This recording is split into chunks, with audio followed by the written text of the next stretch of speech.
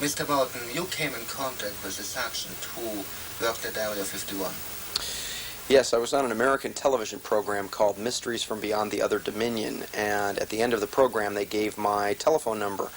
This gentleman contacted me through that telephone number and related to me that he was in fact a master sergeant at Area 51 for over 12 years, and that everything that had to be taken in and out of the base or transported from one place to another on the facility had to go across his desk. Of course, the man had a very high-level, top-secret clearance. He gave me his name, he gave me a military ID number, which I was able to check, and his military ID did in fact check out that he had worked at Nellis Air Force Base and had then worked at the Area 51 facility. He told me a number of very interesting things about how the facility was laid out, how many levels the facility had, how it was connected to other facilities, and he asked me a number of questions about things that he didn't really know about, just stuff that he had seen going across his desk, and was curious about how certain things work. So there was an exchange of information between he and I. It is unfortunate that he seems to have disappeared. He seems to have moved with no forwarding address.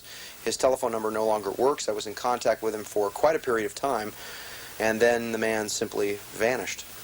Did he ever see alien spaceship or alien bodies? On many occasions, he told me, Chip is what he called himself, that he had in fact transported disc-like saucers, what he considered to be alien spacecraft. And remember, he was not sure if they were alien or not. He never saw the actual paperwork on the craft. He was only responsible for transporting the objects from place to place. However, he did transport a number of very large 30 to 60-foot disc-shaped craft. He was responsible for transporting some bell-shaped objects. He said when they were at rest that they were a very dull gunmetal color.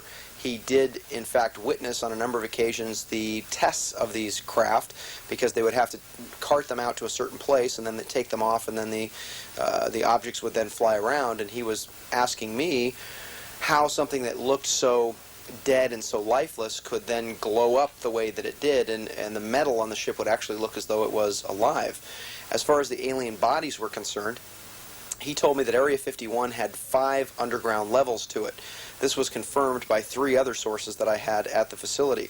He also claimed that there were not only living aliens on the base that he not only saw, because he was responsible for transporting them physically by jeep from one place to another, but also that he saw a number of alien bodies in very large tanks, that the tanks had a silver backing to them, that they had silver strips across the middle and the bottom of the tank. They were filled with a blue liquid.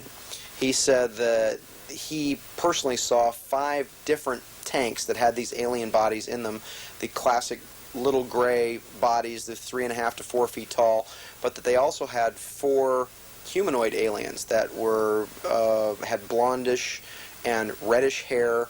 Very little was unusual about them that would demarcate them from actual humans, but he was told that these were actual alien bodies, supposedly, and this was his speculation now, but he said that they were supposedly from the Pleiades.